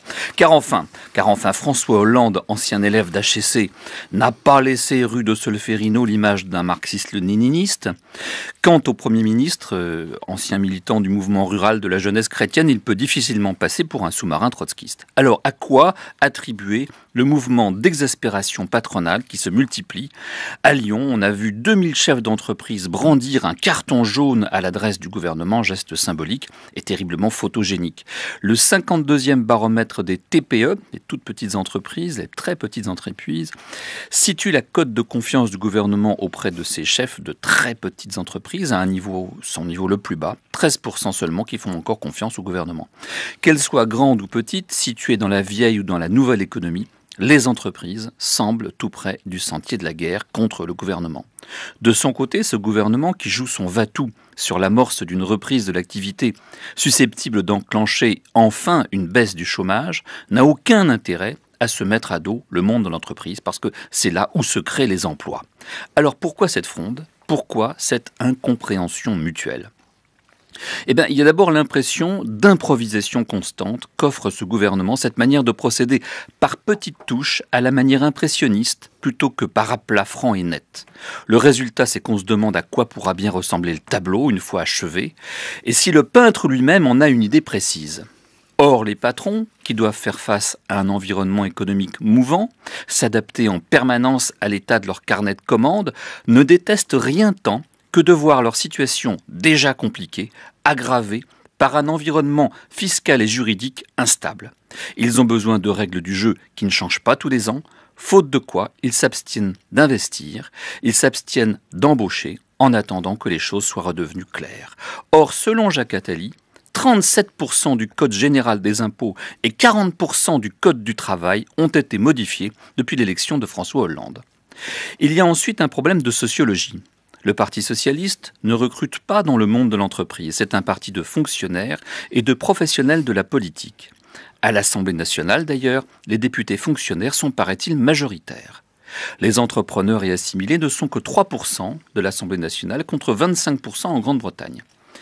Les diatribes d'Arnaud Montebourg, un avocat qui n'avait aucune expérience du monde de l'entreprise avant d'écoper du ministère du redressement productif, contre tel ou tel chef d'entreprise français ou étranger ont eu un effet désastreux. Et puis, il y a cette anomalie française, pour reprendre l'expression du président d'honneur de Saint-Gobain, Jean-Louis Beffa, des charges sociales pesant sur les salaires d'un niveau très supérieur à ceux que paient les entreprises allemandes, par exemple, qui découragent l'embauche et pénalisent nos entreprises à l'exportation. Reconnaissez que le gouvernement en a pris conscience, et c'est pour y remédier qu'il a imaginé, en effet, ce crédit d'impôt pour la compétitivité et l'emploi qui va alléger malgré tout le coût du travail des salaires inférieurs à 2,5 fois le SMIC. Alors vous venez nous dire, Jean Twitou, que dans le cas de votre entreprise, c'était une goutte d'eau dans la mer. Vous nous avez même estimé à moins d'1 euro pour des pièces qui en valent 200. Alors, si vous ne voulez pas du CICE, que voulez-vous ? La chronique de Brice Couturier sur franceculture.fr. Jean Twitou. Ok, je veux rien, moi ça va. Je vous dis, tout va bien. Enfin, alors pourquoi êtes-vous si mécontent contre ce gouvernement ? Non, je ne suis pas mécontent. J'aimerais bien qu'ils réussissent. Je n'ai pas envie de les couler. C'est juste qu'ils sont ignorants, quoi. Je veux dire, ils ne sont pas hostiles à l'entreprise. Bon, il y a une partie hostile à l'entreprise, pour les raisons de superstructure, on en a parlé tout à l'heure. Bon. Mais il y a une partie qui n'est pas hostile. Mais la partie qui n'est pas hostile, elle ne comprend pas l'entreprise. Et elle ne comprend pas l'entreprise parce que ça ne fait pas partie du savoir commun de l'humanité française de connaître l'entreprise. Et les gouvernements de droite la comprennent mieux ? Mais pas du tout. Mais pas du tout. Ils sont tout aussi ringards. S'ils connaissent le capitalisme monopoliste d'État, comme disait Georges Marchais, ils connaissent les grosses choses, mais ils ne savent pas. Ils sont tous macro, personne n'est micro. Ça, c'est ce que je voulais dire. Macro, M-A-C-R-O. Non, là. Vous ne me prêtez des pensées. Non, Macroéconomie as opposed to microéconomie. Oui, mais donc, quand même, pardon, Jean Twitou, on va tout de même retenir qu'une fois de plus, les patrons ne sont jamais contents. Non, je suis très très content. Ça s'entend pas trop, mais bon. Stéphane Rosès. Non, mais il est vrai que la majorité des patrons et des chefs d'entreprise, vous êtes reconnu dans la chronique de Brice, minuscule patron, mais c'est vrai que les chefs d'entreprise sont inquiets. Et c'est vrai que les indicateurs économiques ne sont pas bons. Mais quand même, Jean Twitou, vous disiez à juste titre à quel point la société, la droite comme la gauche française, a un problème avec l'argent. Comme si l'argent chez nous ne pouvait pas être, comme aux États-Unis, dans les pays anglo-saxons, une finalité, mais un moyen. Car quand même, les Français aiment spontanément le travail bien fait. Il y a un rapport au métier. Il y a tout un tas de talents dans notre pays. Mais est-ce que vous ne pouvez pas reconnaître au gouvernement, effectivement, face à cette panne globale de projection de notre pays dans l'avenir, que la remise à plat fiscale, est-ce que ce ne serait pas une occasion, au travers de la contribution de chacun à la compétitivité ou à la justice, débat justement, est-ce que ce n'est pas un moyen de remettre les choses à plat pour se dire, finalement, au total, cette fiscalité, à quoi sert-elle et que voulons-nous pour notre pays ? Jean Twitou. Oui, ils peuvent mettre à plat tout ce qu'ils veulent, mais le problème, c'est la répartition. Je vous dis encore une fois, je suis pour l'impôt. Je suis pour un impôt lourd. Allons-y, payons. Mais c'est le problème de qui sont les répartisseurs, qu'est-ce qu'ils font avec l'argent ? Comment ça se fait qu'il y a autant de clochards, pas seulement dans les quartiers pauvres, mais Faubourg Saint-Germain, il y a des familles entières, il y a des femmes qui donnent le sein dans les cabines de téléphone. Impossible de prendre le métro sans être complètement déprimé, des gens dorment dans le métro. Il y a quelque chose qui ne va pas avec l'argent qu'on donne. Donc, il est mal réparti. On est bien d'accord, vous ne vous dites pas je paie trop d'impôts, ou ras-le-bol vous n'êtes pas sur le ras-le-bol fiscal, vous êtes plutôt content de les payer, mais vous vous demandez à quoi ils servent. C'est tout far on the stretch, mais oui, content, non, mais je suis d'accord pour les payer. Voilà. Thierry Pêche. Non, je trouve que c'est très intéressant ce que vous avez dit au début en disant finalement pour moi c'est 18 centimes d'euros le CICE, mon problème n'est pas là, il faudrait dévaluer l'euro. Vous n'êtes pas sans savoir que ce n'est pas dans les attributions et les pouvoirs de M. Hérault ni de M. Hollande, ça s'appelle la monnaie unique, mais vous avez diablement raison quand on regarde les chiffres, il y a effectivement pour l'économie française, son tissu productif, un gros problème de valeur de l'euro. Mais c'est pas ce problème ne se pose pas aux industriels allemands. Si, mais justement dans l'autre sens, si l'Allemagne sortait de l'euro, sa monnaie s'apprécierait beaucoup. Les Allemands ont une compétitivité monétaire du fait de l'euro. Mais alors, je crois que vous leur dire, il doit pouvoir, vous leur pensez que les produits allemands sont peut-être meilleurs. Qui Brice Couturier. Oui, sûrement.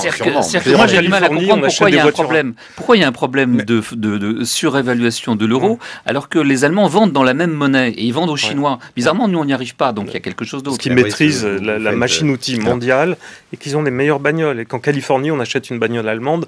Vos vêtements sont de bonne qualité, donc l'euro n'est pas la question. Non, mais je vous ai dit que je ne gagnais pas d'argent.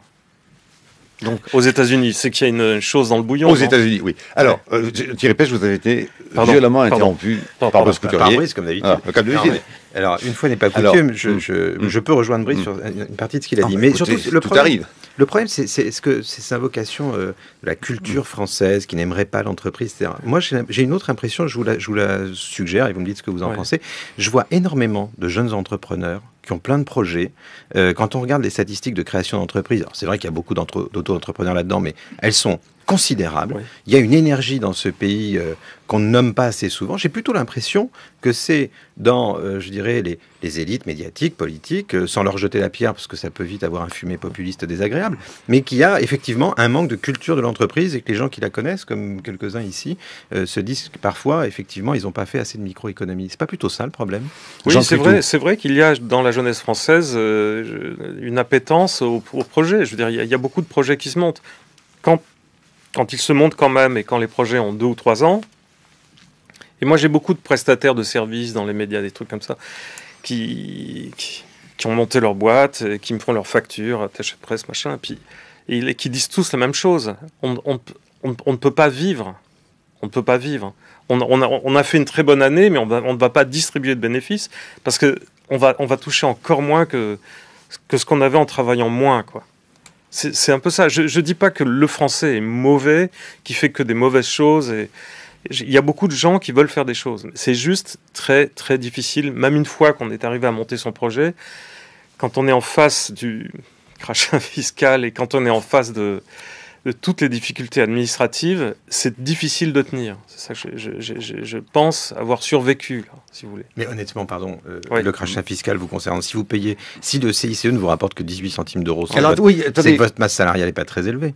Oui, et donc les problèmes de charges sociales, tout ça, c'est pas tellement votre problème principal. Ma masse salariale est très élevée. Il se trouve que je paye les gens plus que 2 SMIC et demi. Non, mais le CICE, il est proportionnel à la masse salariale. Oui, à la masse salariale. Vous avez lâché 120 000 euros, c'est que votre masse salariale n'est pas très élevée. Mais non, mais vous ne comprenez pas, pardon. Non, je pense que vous êtes plus cultivé que moi en économie, mais la masse salariale, le CICE, l'assiette du CICE, c'est les salaires inférieurs à 2 SMIC et demi. Exact, c'est vrai. Donc voilà, j'ai des emplois très qualifiés. D'accord. Pardonnez-moi.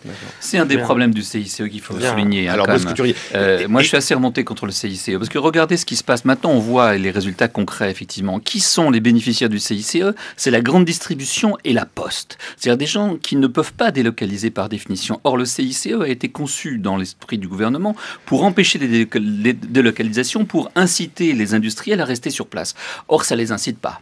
Visiblement, c'est un échec. Donc, il faudrait réviser le CICE en fonction des besoins de l'industrie française pour lui permettre de rester sur place. Est-ce qu'on peut quand même, pardon, à ce stade-là, moi, je voudrais faire un petit encadré pour savoir, peut-être avec vous, Thierry Pêche, si le CICE ne profite pas à Jean Twitou, tout de même, est-ce qu'il profite à d'autres? Est-ce que on n'est pas au fond là, quand même, sur une question de taille d'entreprise? Est-ce qu'en France, quand on parle des patrons et des entreprises, on ne se mélange pas un peu les pinceaux entre la taille, tout simplement, des entreprises qui ont des... Et du coup, des manières de fonctionner de façon très différente. Une très petite entreprise n'est pas une PME, qui n'est pas à la fois alors une énorme entreprise. Non, mais c'est pas ça. C'est pas ça qui fait la différence. La différence, c'est ce qui vient d'être dit, c'est le calibrage de la mesure qui est entre 0 et 2,5 SMIC. C'est à cette tranche de la masse salariale que ça profite. Et du coup, c'est vrai que c'est pas calibré pour profiter d'abord aux entreprises industrielles. Pour ça, il aurait fallu mettre la mesure entre 1,5 et 3,5, c'est ce que proposait Gallois. Et bon, donc on a fait un autre choix, qui est un choix plus tapis de bombe, mais aussi plus évasif. Brice Couturier. Allez, passons à autre chose. Il y a des patrons de gauche, il y en a plusieurs, et je veux citer Olivier Mathieu, qui vient de publier un bouquin chez Plon qui est très bien, qui s'appelle La gauche a mal à son entreprise. C'est le cofondateur de Price Minister, et puis c'était le porte-parole du mouvement des pigeons. Alors ce qui est assez fascinant, c'est que les patrons n'arrêtent pas de se plaindre, je le dis, je me faisais l'écho moi-même en disant que l'Assemblée nationale et le Parti socialiste au pouvoir sont des partis de fonctionnaires, mais eux-mêmes ne s'engagent jamais en politique. Alors justement, quand il y en a un ou deux de temps en temps qui dit, comme vous, qu'il a des idées de gauche, mais pourquoi ne faites-vous pas de politique? vous seriez mieux entendu si vous vous impliquiez dans la vie politique. Mais on a l'impression que le monde de l'entreprise et le monde politique en France sont absolument étanches. Voilà, Jean Twitou, fort Écoutez, président. monsieur, j'ai fait mon service militaire, j'ai été militant pendant 6 ans, j'ai laissé 6 années de ma jeunesse, ça m'a fait découvrir entre autres des philosophes que j'aurais jamais dû lire parce que ça m'a rien amené. Pardonnez-moi, non ça va, j'ai donné là. Je sais très bien que le monde politique c'est des professionnels, c'est comme des requins de studio dans la musique, c'est des gens avec qui on peut pas parler. C'est des gens qui parlent... Dans les pays anglo-saxons, il y a des tas d'industriels, des tas d'entrepreneurs qui sont mis à faire de la politique. Ouais, non, mais quand François Hollande parle, il parle une langue, ok, incompréhensible. Incompréhensible. Ok, Sarkozy parlait comme un charretier, Carla et moi c'est du sérieux. Mais Hollande, on ne comprend rien. Vous pouvez prendre ces phrases, les analyser, convoquer des grammatologues, vous ne comprendrez rien à ce qu'il dit. Je n'ai pas envie de participer à ce truc. C'est pour ma santé, pour des raisons de santé personnelle.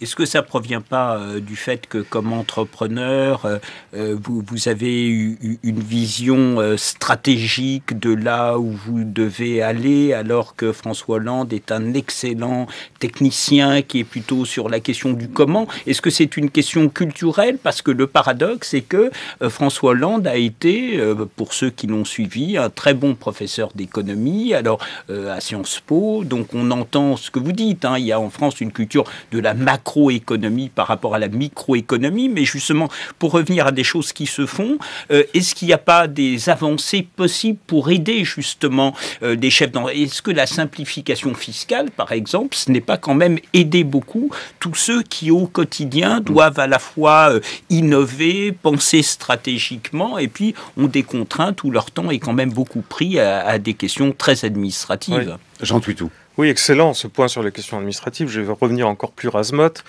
Je fais souvent des essayages dans mon métier. Un col de chemise mal réglé, j'ai besoin de convoquer un mannequin parce qu'on m'a dit, tiens, je peux pas mettre de cravate avec tes chemises, il faut que tu nous règles ça. On fait venir un mannequin. Le mannequin, même s'il vient 10 minutes, on va le payer 1 heure, mais ça, c'est pas grave. Pas 1 heure. Mais l'embauche de ce mannequin qui va venir mais une trentaine de fois dans la semaine pour des essayages, c'est qu'à chaque fois qu'ils viennent, on doit faire un contrat de travail. Et ensuite, un chèque. Vous comprenez que ça prend, en temps de gestion administrative, du temps. Et je vais fermer le guichet là, du truc petit patron qui râle, mais c'est insupportable ce truc, c'est une connerie noire. On s'arrange différemment dans ces cas-là. Je ne m'arrange pas différemment. Oui, monsieur. la plupart voilà. des gens. Non, le noir ça n'existe plus. Non, ça existe chez les gros truands.